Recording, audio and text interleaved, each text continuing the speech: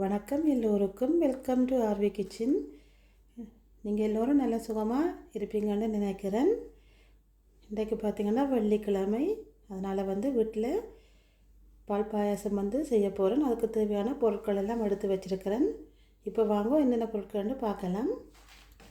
இதில் 100 கிராம் ஜவ்வரிசி எடுத்துருக்கிறேன். கொஞ்சமாக கஜு பிளம்ஸ், பார்த்திங்கன்னா பால், இது டின் பால் எடுத்துருக்கிறேன். கொஞ்சமாக நெய், உப்பு, பைனாப்பிள் எசன்ஸ் எடுத்துருக்கிறேன். அடுத்தது தண்ணி. இவ்வளோ தான் தேவையான பொருட்கள் பாயாசம் செய்கிறதுக்கு. இப்போ வாங்கோ முதல்ல ஜவ்வரிசியை வறுத்தெடுக்கணும். எடுத்துகிட்டு பார்ப்போம். முதல்ல ஜவ்வரிசியை இதில் போட்டு வறுத்தெடுப்போம். இது பொறுமையாக வறுத்தெடுக்கணும். இல்லையாண்டால் ஜவ்வரிசி கரையிடும். அதனால் வறுத்துட்டு பாயாசம் செய்தோம் என்றால் நல்ல டேஸ்ட்டாக இருக்கும். அதோட பாயாசம் நல்ல வடிவாக வரும். இல்லையாண்டால் குமைஞ்சிடும். அதனால் இப்படி பொறுமையாக வறுத்தெடுங்கோ. இப்போ வறுத்தெடுத்துட்டு பார்ப்போம். இப்போ பார்த்திங்கன்னா கிட்டத்தட்ட 3 நிமிஷமாக நல்ல வடிவாக வறுத்தெடுத்துட்டேன். நாங்கள் இப்படி வந்திருக்கேன். இப்போ நல்ல வடிவாக வறுபட்டுட்டுது. அடுத்தது பாயாசத்தை காய்ச்சறதுக்கு ரெடி பண்ணுவோம். இப்போ பார்த்திங்கன்னா பாயாசம் அவியறதுக்காக இதில் தண்ணி எடுத்துருக்கிறேன். தண்ணி எப்போவுமே கூட எடுக்கணும். ஏனென்றால் பாயாசம் நீங்கள் காய்ச்சறதுக்கு கூட நல்லா திக்காக வரும். அதனால் தண்ணி கூட விடணும். அதுக்காக நான் கூட தண்ணி விட்டுருக்கிறேன். இப்போ தண்ணி கொதிக்கட்டுக்கு கொதிச்சதுக்கு அப்புறம் பார்ப்போம். இதனால் தண்ணி நல்ல வடிவாக கொதிச்சிட்டுது. இந்த டைமில் ஜவ்வரிசியை போட்டு வடிவாக கலந்து விடுவோம். இப்போ நல்ல வடிவாக கலந்து விட்டுட்டு நல்லா அவிய விடணும். பார்த்திங்கன்னா முழுசாக இருக்குது. நம்ம அவியலை அவிஞ்சதுக்கு பிறகு பார்ப்போம். பார்த்திங்கன்னா கிட்டத்தட்ட 5 நிமிஷமாக அவிய விட்டேன். நான் ஜவ்வரிசி நல்ல வடிவாக அவிஞ்சிட்டுது. பாருங்க, கண்ணாடி கலருக்கு வந்திருக்குது. முக்கால்வாசி நல்லா அவிஞ்சிட்டுது. அடுத்தது இதில் பால் விட போகிறேன். நீங்களும் உங்களுக்கு விரும்பின மாதிரி தேங்காய் பால் அல்லது பசுப்பால் விட்டு செய்யலாம். நான் இது இந்த பால் தான் விட்டு பாயசம் செய்கிறேன்.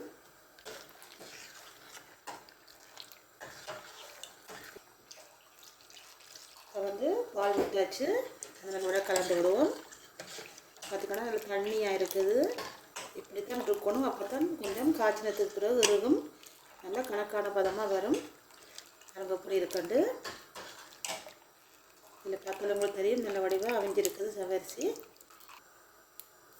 அடுத்தது டின் பால் சேர்க்க போகிறேன். இனிப்புக்காக டின் பால் சேர்க்கிறேன். நீங்களும் கொண்டே சுவைக்கிற மாதிரி சேர்த்துக்கொள்ளுங்க. வடிவாக கலந்து விடுவோம்.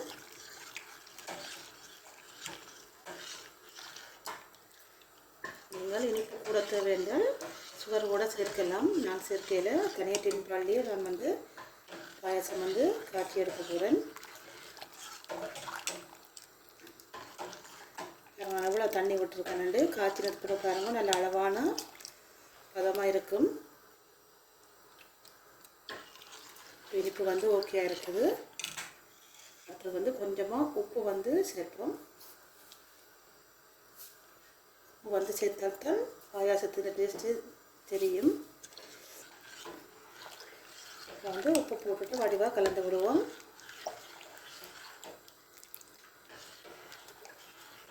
உப்பு கொஞ்சமாக போடணும், கூட போடக்கூடாது. 100 கிராம் ஜவ்வரிசிக்கு ஒரு டின் பால் ஃபுல்லாக விட்டுருக்கிறேன்.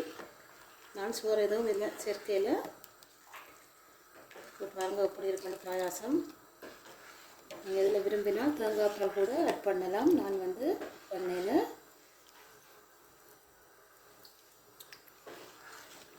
ரொம்ப டேஸ்ட்டாக இருக்குது. உப்பும் கொஞ்சமாக போட்டுருக்குறேன்.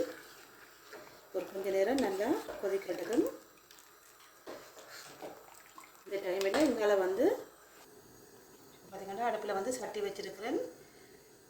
கஜு ஃப்ளவர்ஸை பொரிச்சு எடுக்கிறதுக்காக அதில் கொஞ்சமாக நெய் விடுவோம்.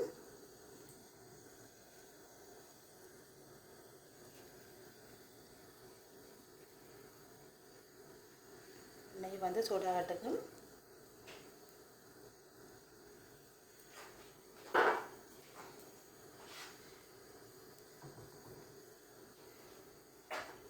இதுக்கெல்லாம் நெய் வந்து சூடாகிட்டுது. இந்த டைமில் வந்து காஜு பிளம்ஸை வந்து பொரிச்செடுப்போம்.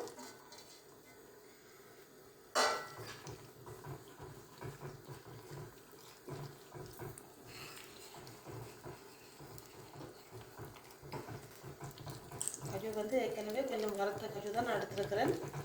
ரெண்டையும் சேர்த்து வடிவாக பொரிச்சு எடுக்க போகிறேன்.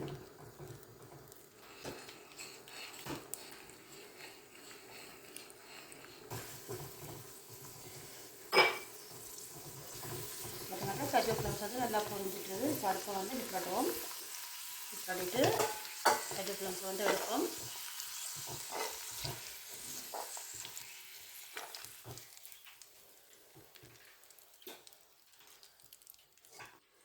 பாருங்கள் எப்படி காஜு பிளம்ஸ் வந்து பொரிச்சு எடுத்துருக்காங்க. எரிய விடாமல் நல்ல வடிவாக இதெல்லாம் மாறாமல் நல்ல வடிவாக பொரிச்சு எடுக்கணும். காஜுவும் பிளம்ஸும் வந்து கருகக்கூடாது, இல்லாட்டி காயிரம் பாயாசம்.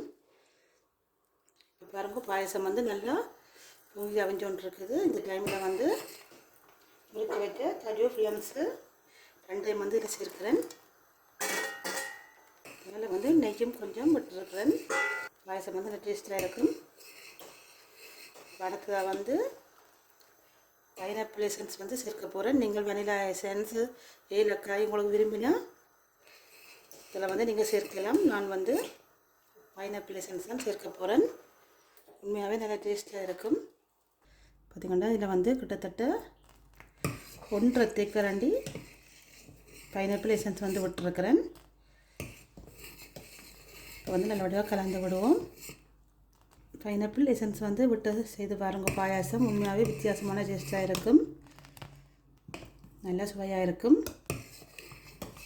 இப்போ வந்து வடிவாக கலந்து விட்டாச்சு. பாயாசம் வந்து ரெடி ஆகிட்டுது. இப்போ அடுப்பை வந்து ஆஃப் பண்ணுவோம். பாருங்கள் எப்படி இருக்குண்டு பால் பாயாசம்.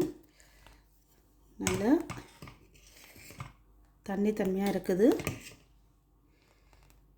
உங்களுக்கு ஒரு கொஞ்ச நேரத்தில் ஆறுனதுக்கு பிறகு காட்டுறேன் பாயசம் வந்து எப்படி வந்திருக்கண்டு. கொஞ்ச நேரத்துக்கு பிறகு பார்ப்போம். பார்த்தீங்கன்னா பாயாசம் வந்து ரெடி ஆகிட்டது. பாருங்கள் இப்போ ஒரு 10 சதக்கட்ட பாயாசத்தை ஆற வச்சேன். பாருங்கள் இப்போ இப்படி வந்து நல்ல பதமாக வந்திருக்கண்டு. இது நீங்கள் இந்த பதத்தில் காய்ச்சிட்டு அப்புறம் ஒரு கொஞ்சம் நேரம் ஆற வச்சிங்கண்டால் இறுகிடும். அதனால் எவ்வளோத்துக்கு கூட வந்து பாலும் தண்ணியும் சேர்க்க முடியுமோ அவ்வளோத்துக்கு கூட சேர்க்கணும். பாருங்கள் எப்படி இருக்கண்டு. பாருங்கள் இப்போ எப்படி இருக்கண்டு பாயாசம் நல்ல பதமாக வந்திருக்குது.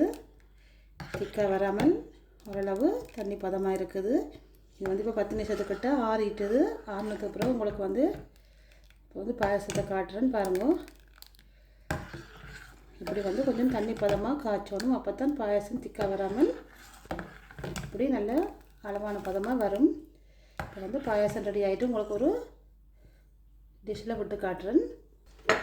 பார்த்திங்கன்னா இப்போ டிஷ் எடுத்துகிட்டு இந்த டிஷ்ஷில் வந்து விட்டு காட்டுறேன்.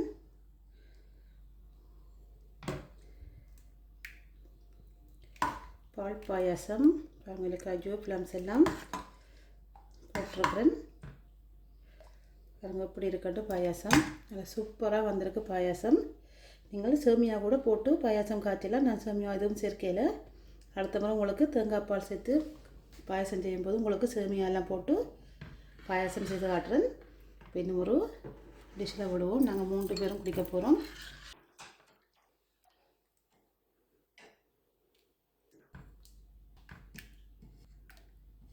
பாருங்கள் பாயாசம் வந்து ரெடி ஆகிட்டுது. உண்மையாகவே நல்ல டேஸ்ட்டாக இருக்குது. நீங்களும் இதே போல் இந்த ரெசிபியை ட்ரை பண்ணி பாருங்க. ட்ரை பண்ணி பார்த்துட்டு கமெண்ட்ஸில் சொல்லுங்கள் எப்படி வந்ததுண்டு. இந்த வீடியோ உங்களுக்கு பிடிச்சிருக்குமென்னு நினைக்கிறேன். பிடிச்சிருந்தால் லைக் பண்ணி ஷேர் பண்ணி சப்ஸ்கிரைப் பண்ணுங்க. இன்னும் ஒரு வீடியோவில் சந்திப்போம். நன்றி, வணக்கம்.